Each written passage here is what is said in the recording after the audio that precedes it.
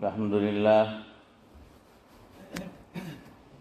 لله وكفى وسلام على عباده الذين اصطفى أما بعد فقد قال الله تبارك وتعالى في القرآن المجيد والفرقان الحميد فأعوذ بالله من الشيطان الرجيم بسم الله الرحمن الرحيم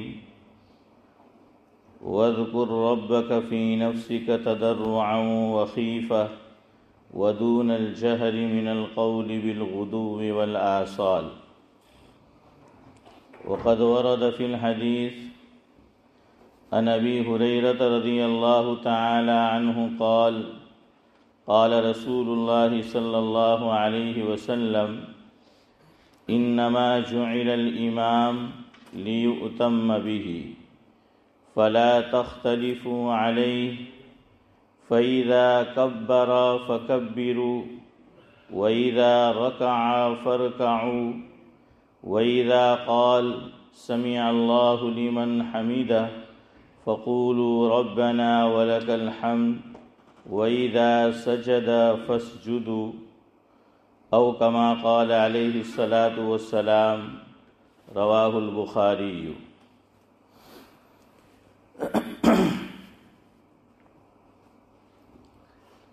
بزرگان محترم، ربیع الاول کا مہینہ چل رہا ہے. اسی مہینے میں حضرت نبی کریم صلی اللہ علیہ وسلم کی اس عالم رنگ و بو میں تشریف آوری ہوئی ہے.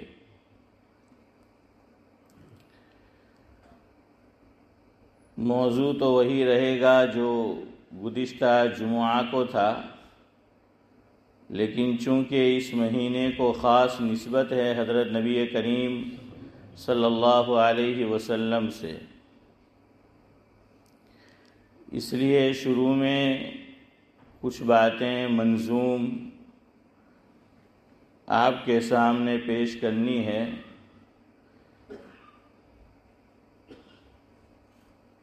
جس میں یہ بتایا گیا ہے کہ دنیا میں اسلام کیسے پھیلا، کیا سبب تھا کہ 23 سال کے قلیل عرصے میں دنیا کی تاریخ میں کبھی ایسا انقلاب نہیں آیا تھا اس سے پہلے جو آ گیا اور نہ اس کے بعد آ سکتا ہے.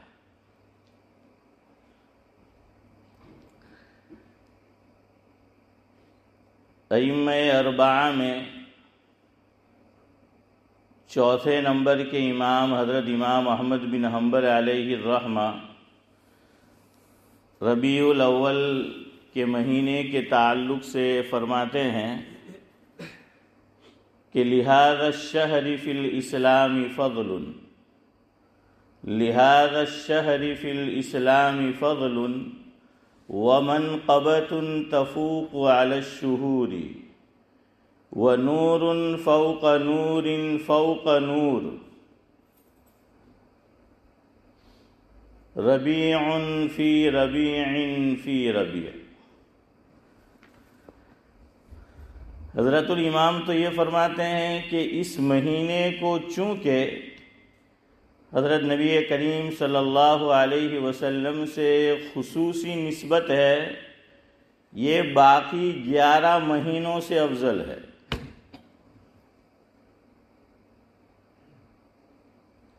بہرحال یہ ان کا اپنا پوائنٹ آف ویو ہے.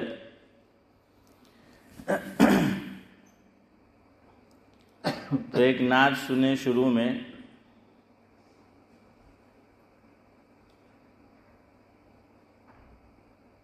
اپنے پرائے کا ہے یہ کہنا، اپنے اور پرائے کا ہے یہ کہنا، اخلاق محمد کا کیا کہنا. اپنے اور پرائے کا ہے یہ کہنا، اخلاق محمد کا کیا کہنا.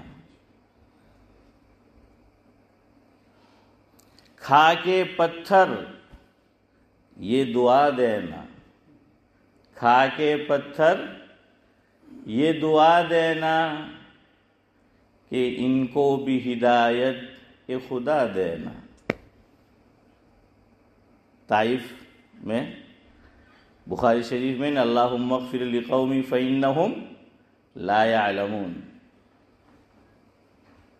کھا کے پتھر یہ دعا دینا کہ ان کو بھی ہدایت خدا دینا۔ ملتی نہیں ایسی کوئی مثال، ملتی نہیں ایسی کوئی مثال تاریخ انسانی پہ چاہے تو نظر ڈال، کہ ظلم سہ کر اس طرح اللہ تعالیٰ سے دعا کی ہو، ایسی کوئی مثال نہیں ملتی۔ کیا دشمن کو دل سے معاف، کیا دشمن کو دل سے معاف، سینہ تھا کدورت سے بالکل صاف، سینے میں کینہ کپٹ حسد بغض کینہ نہیں تھا، تھے پیارے عادات و اطوار، تھے پیارے عادات و اطوار، نہ اٹھایا کبھی کسی پہ ہتھیار۔ یاد رکھیے آقا پر یہ الزام ہے اور اسلام پر کہ یہ کس سے پھیلا ہے؟ تلوار سے پھیلا ہے۔ ہم انہیں چیلنج کرتے ہیں کہ آپ ذرا تاریخ کی کتاب اٹھا کر دیکھ لیجئے، حضور اکرم صلی اللہ علیہ وسلم کی یا تو سیرت طیبہ پڑھ لیجئے، کسی پر حضور نے ہتھیار نہیں اٹھایا ہے، کسی پہ نہیں، آپ کو ایک واقعہ نہیں ملے گا،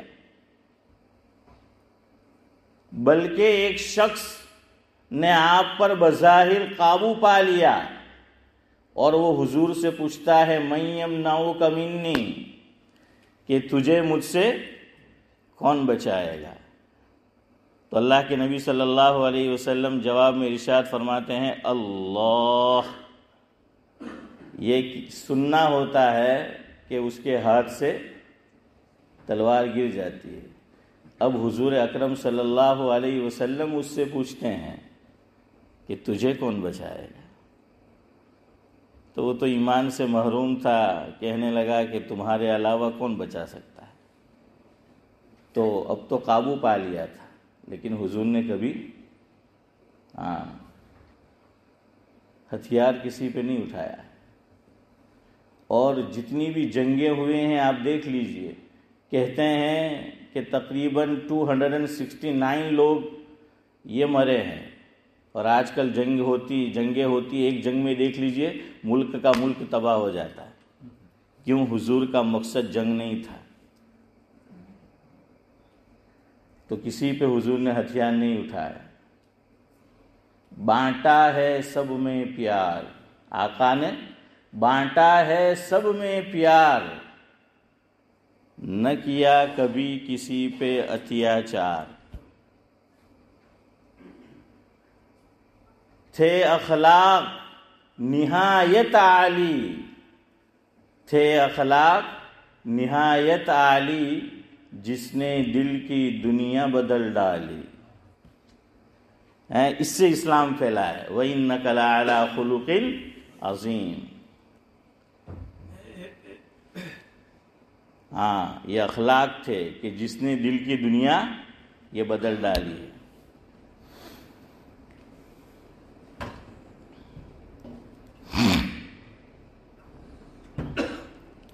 آخری مصرع سنیں۔ ہے پاس ہمارے جو ایمان کی دولت، ہے پاس ہمارے جو ایمان کی دولت، ہے یہ سرکار دو عالم کی بدولت، ہے یہ سرکار دو عالم کی بدولت۔ بہرحال تو یہ بات یاد رکھیے، خاص طور سے کوئی کہے کہ اسلام تلوار سے پھیلا ہے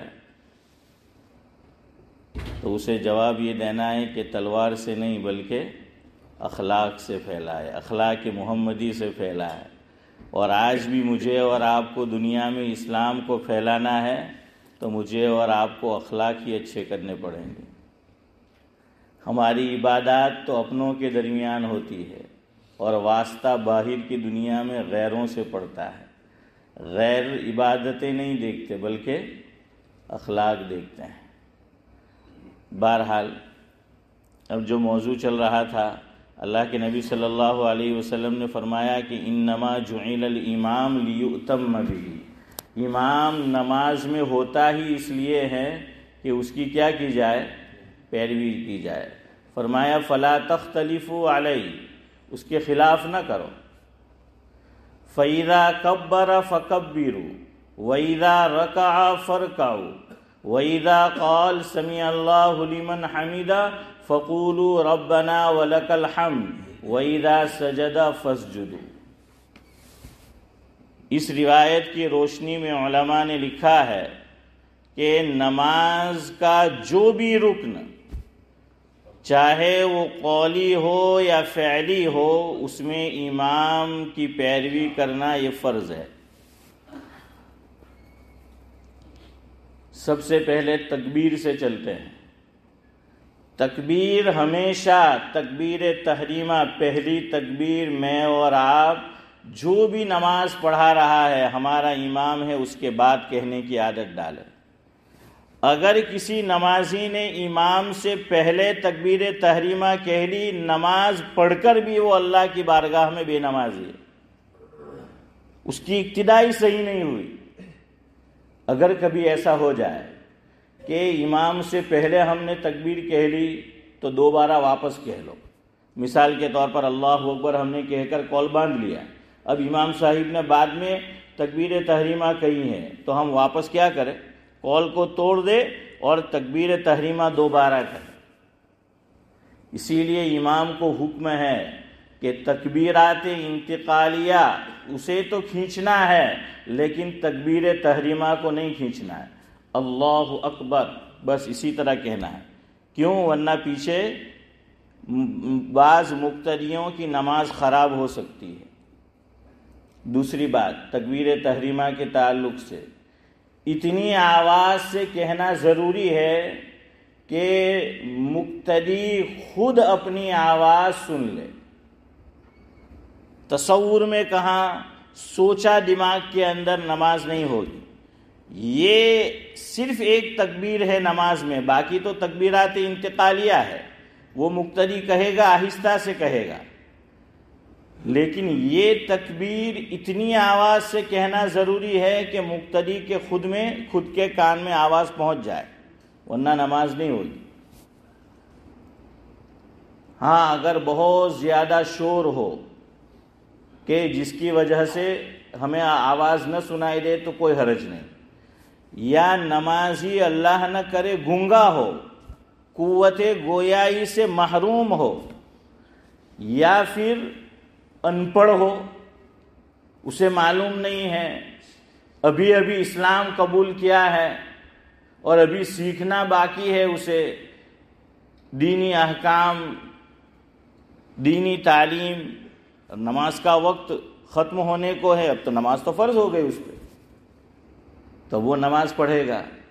ایسے وقت میں فقہا نے لکھا کہ اگر وہ گنگا ہے، قوت گویائی سے محروم ہے، یا نیا اسلام میں داخل ہوا ہے، اتنا وقت نہیں ہے کہ ہم اسے نماز کی تعلیم دے سکے، وقت قریب ہونے کو ہے اور اسے ہم نے سمجھایا بتایا لیکن صحیح طرح بتا نہیں پائے اور وہ نماز پڑھ رہا ہے، تو اس کی نیت ہی کافی ہے، زبان ہلانا واجب نہیں ہے، صرف اس نے نیت بھی کر لی تو نماز ہو جائے گی۔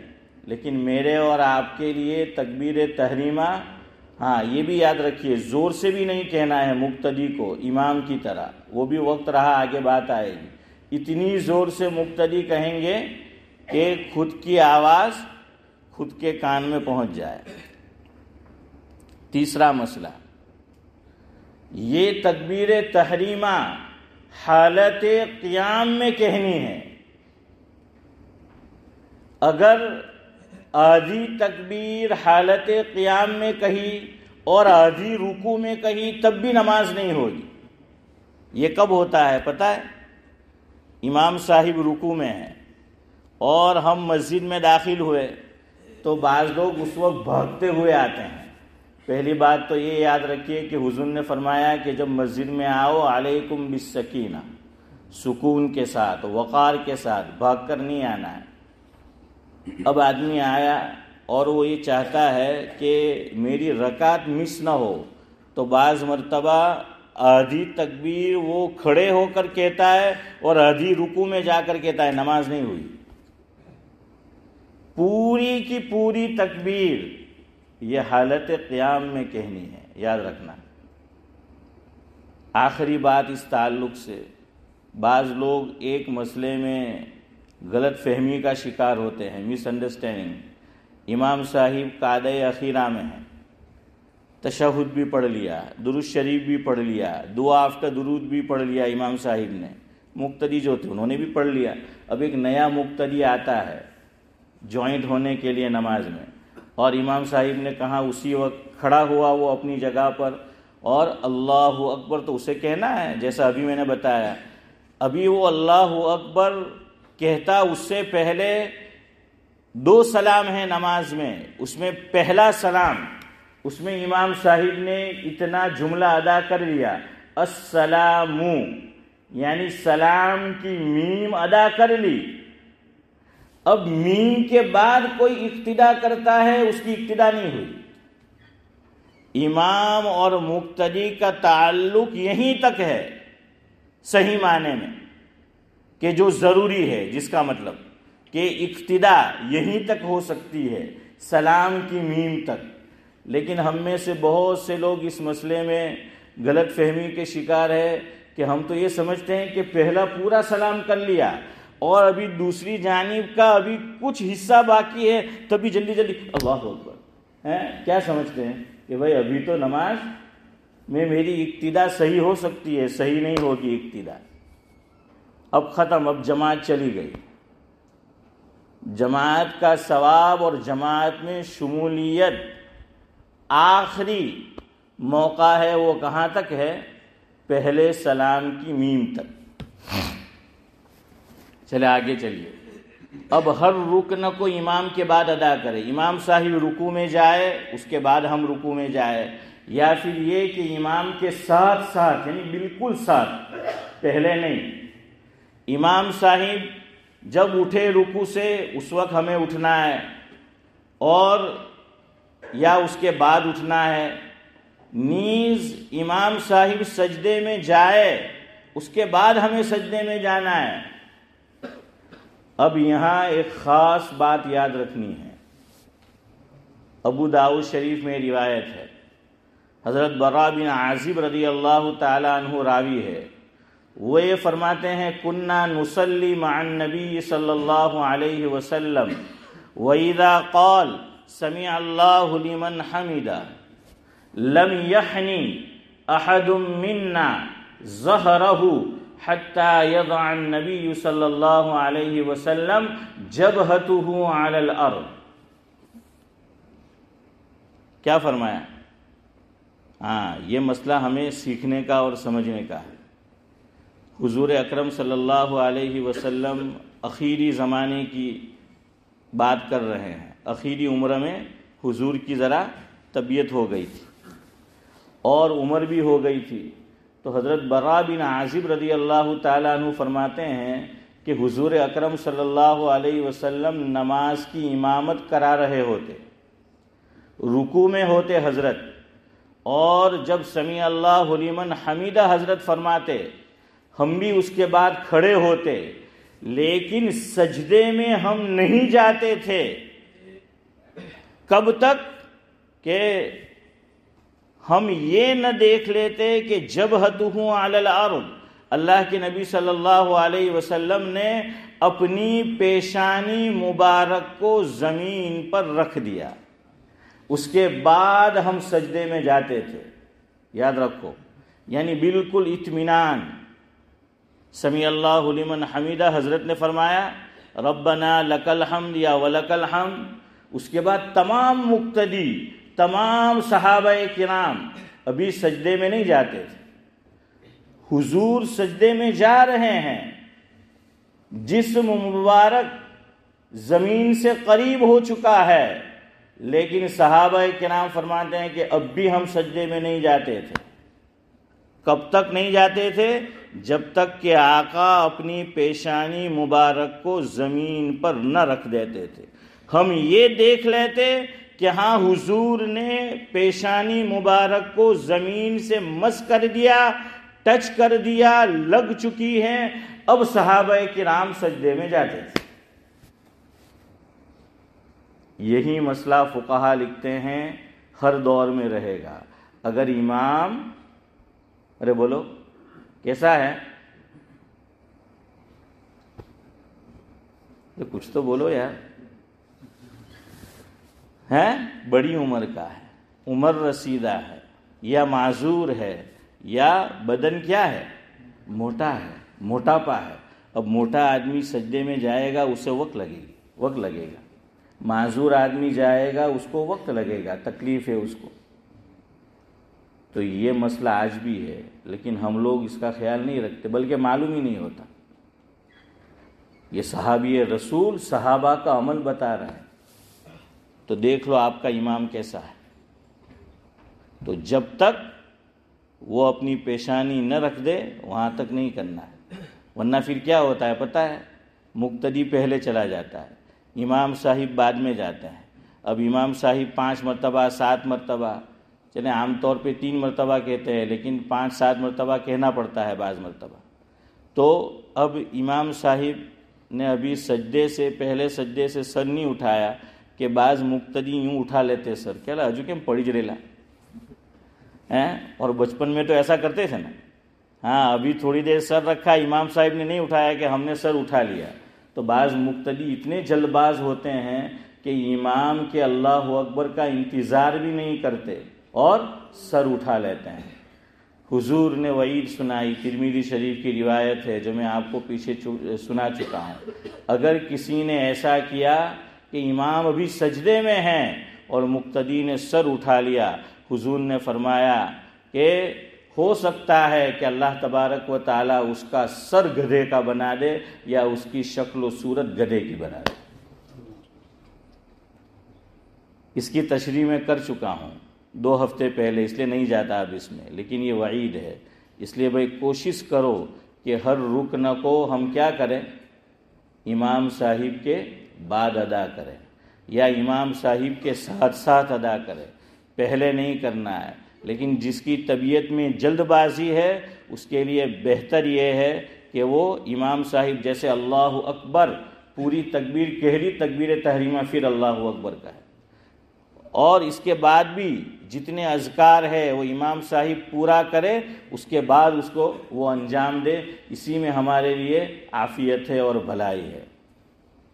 یہ بات اس پہ سے چلی تھی. وہ صاحب بیٹھے ہیں آج بھی مجلس میں، وہ کہنے لگے مول صاحب تمہاری مسجد میں بڑا جلد باز لوگوں بوچھ ہیں ایم کے، بہت جلدی ایم کے نماز پڑھے، امام تھی پہلا ایم کے بدا رک نماز آئی. تو چلے ان کی برکت سے کچھ باتیں آ گئی ہے ہمارے درمیان. اللہ قابل عمل باتوں پر میں سب سے زیادہ محتاج ہوں، مجھے بھی عمل کی توفیق دے، آپ کو بھی دے. دوسری بات جس کے لیے میں نے آیت کریمہ کا سہارا لیا تھا، جتنے بھی اذکار ہے نماز کے اندر، یاد رکھیو نماز میں اصل خاموشی ہے. مسلم شریف کی روایت ہے کہ نماز کے اندر اصل خاموشی ہے. پہلے صحابہ کرام پہلے نماز میں بات چیت کرنا جائز تھا.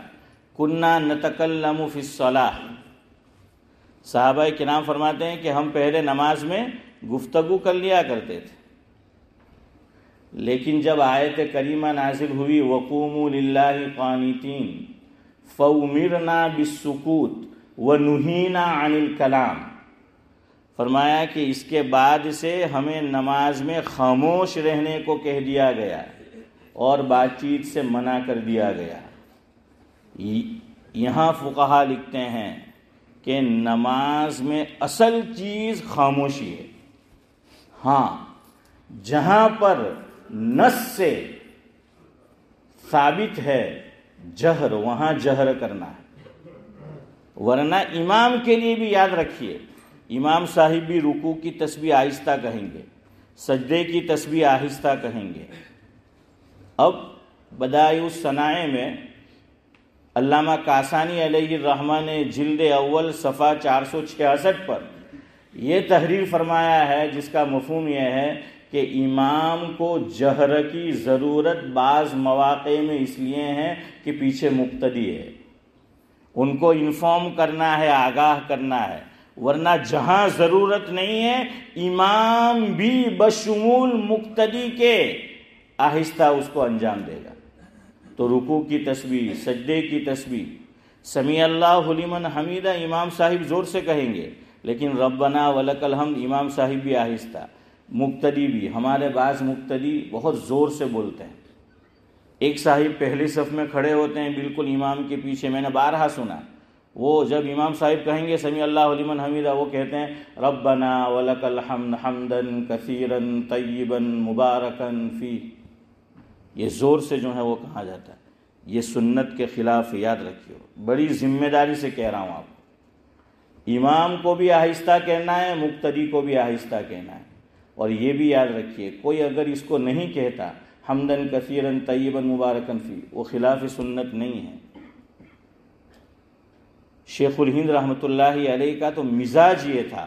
مفتی شفیع صاحب رحمۃ اللہ علیہ نے لکھا ہے، اور یہ بات مفتی تقی عثمانی نے دامت برکاتہم العالیہ اکابر علماء دیوبند کیا تھے اس میں لکھی ہے کہ حضرت نے فرمایا کہ حضور نے جتنا عمل جو ثابت ہے وہی کرو. حضور نے اس تسبیح کی تعریف تو کی، زندگی میں کبھی حضور سے یہ کہنا ثابت نہیں ہے. تو ٹھیک ہے، تعریف کی تو ایک مرتبہ کہہ لو کہ عمل ہو جائے، ورنہ حضور نے اس کو پڑھا نہیں ہے. تو شیخ الہند اس کو نہیں پڑھتے تھے. فرمایا مزاج اپنا بناؤ، جتنا حضور نے کیا ہے، جیسے کیا ہے اتنا کرو. بہرحال تو یاد رکھیے اذکار کیسے کہنا ہے، آہستہ جو ہے وہ کہنا ہے. اللہ تبارک و تعالیٰ کہیں سنی باتوں پر عمل کی توفیق نصیب فرمائے. بھائی ایک اعلان یہ ہے، باقی اعلان تو ہوں گے انگلش میں. ہمارے عبدالصمد چچا جبار جو ہیں سب پہچانتے ہیں، ان کے گاؤں میں یہ بن رہی ہے مسجد. تو اس کے لیے 1 ہفتے تک ہمارے علاقے میں چندہ ہوگا. صاحبان آپ کے گھر پر آئیں گے، دستک دیں گے. تو حضرات سے گزارش ہے کہ مالی تعاون فرمائیں.